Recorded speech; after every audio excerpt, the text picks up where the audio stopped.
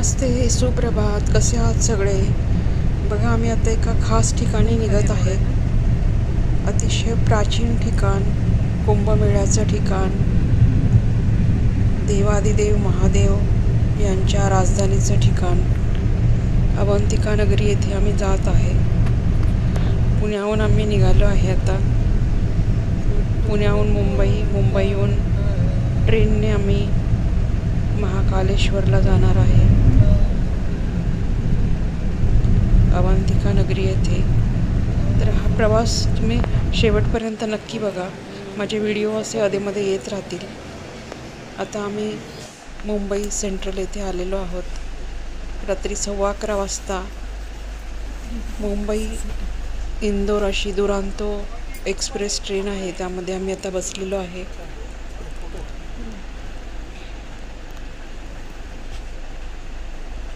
Train 2A असं book केलेलं आहे, AC 2A.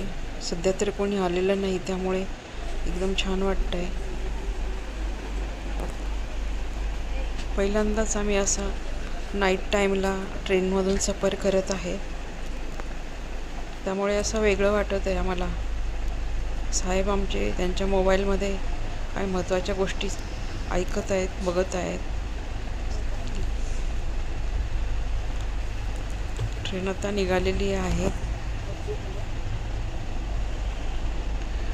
मला तर खरं 10 वाजता झोपायची सवय असते, त्यामुळे आता 11:15 वाजता म्हणजे अगदी परेशानी झाली माझ्या डोक्यामध्ये. डोकं पण दुखायला लागलं आहे. आणखी लोकांचा हे गोंधळ गर्दी चाओस सगळा किती वाजता शांत होईल माहीत नाही, कारण मला झोपायला अगदी शांतता लागते. खटपट झालं तरी मला जाग घेऊन लागते आणि नंतर कितीतरी वेळ झोप लागत नाही. 2-3 तास जरी शांत झोप मिळाली तरी मला मग फ्रेश वाटतं. पहाटे 3-4 वाजता शांतता झाली होती. आता 3:15-3:30 वाजले. बडोदा स्टेशन येत आहे. तिथे ट्रेन स्लो झालेली आहे, सगळेजण झोपलेले आहेत. समोरच्यांकडेचं काही मी करत नाही. तर पहाट झाली आहे चांगलीच. मस्त झुंजमुच्चू म्हणतात ना, तसं झालेलं आहे. आणि तांबूस रंगावर हे मेहंदीसारखी नक्षी दिसत होती. आता हळूहळू उजडायला लागलेलं आहे. अवंतिका नगरीच्या दिशेने आमची गाडी अतिशय प्रचंड वेगाने धावत आहे. मन तर आधीच पोचलेलं आहे. महाकालजींना सांगितलं आहे मी की आत्ता एकदम आय कॉन्टॅक्ट करतात तसं महाकालजीचं रूप हवं आहे मला. महाकालजीसुद्धा तशाच रूपामध्ये सजलेले आहेत आजचे महाकालजी.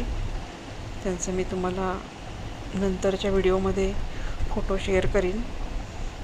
मस्त प्रसन्न सूर्योदय झाला आहे. गाडीच्या काचेवर जरा डस्ट आहे. रतलाम स्टेशन आलेलं आहे. आता सकाळी 7 वाजलेले आहेत. आम्ही आता उज्जैनमध्ये पोचलेलो आहे. उज्जैन नगरीमध्ये आम्ही आता आमच्या होमस्टेला जात आहे. एक रिक्षा ठरवून ठेवलेली होती, त्यामध्ये बसलो आहे. आमच्या होमस्टेला चालले चामुंडा सुंदर आहे, त्याबद्दलचा मी स्वतंत्र व्हिडिओ बनवेन. आणि अधेमध्ये जे ठिकाण मला आवडेल त्याचा व्हिडिओ मी तुम्हाला शेअर करत आहे.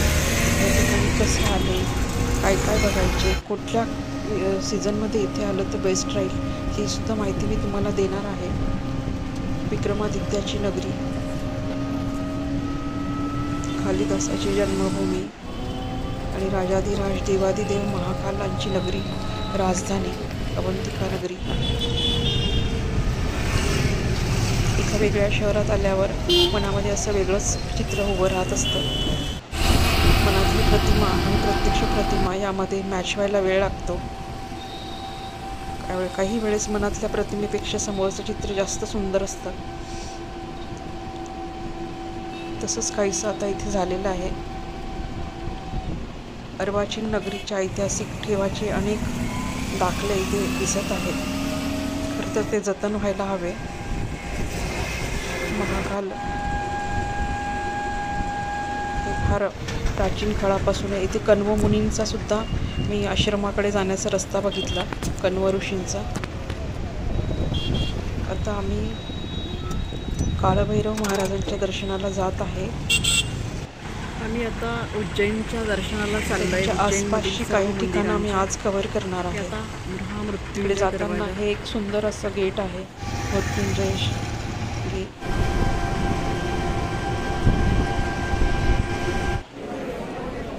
आता आम्ही चिंतामणी सिद्धिविनायक गणेशाला आलेलो आहोत. इथे 3 सिद्धिविनायक आहेत. 3 सिद्धिविनायक शेजारी शेजारी स्थापन आहेत.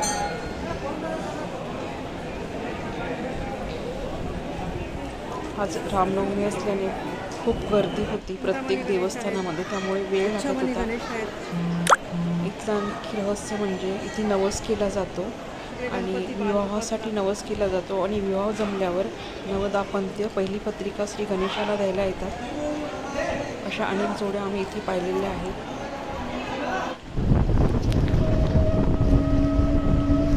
आता आम्ही कालभैरव महाराजांच्या दर्शनाकडे निघालेलो आहोत.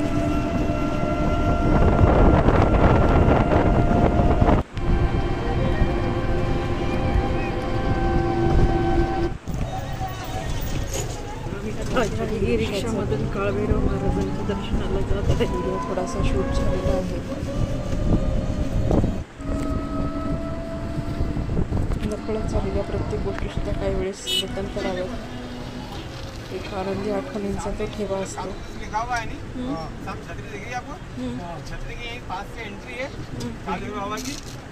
मुख्य ठिकाण जर महाकालेश्वरचं मंदिर पकडलं तर चहूबाजूनी एक परिसीमा मांडायची चौकोनाकृती आणि 4ही दिशेला 4 विविध प्रकारच्या देवता इथे आहेत.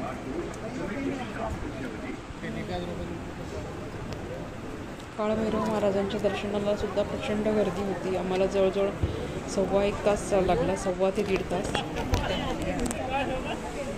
आणि आज विशेषतः काळभैरव महाराजांचा वार असल्यामुळे, सुट्टी असल्यामुळे आणि रामनवमी असल्यामुळे सर्व ठिकाणाहून भक्तजन इथे दर्शनाला आलेले होते. मी फक्त बाहेरच्या मंदिराचाच, परिसराचाच हा छोटासा व्हिडिओ बनवला. देवांचे प्रत्यक्ष फोटो मी घेत नाही. आजी सांगायची की देवांचे फोटो घेऊ नये,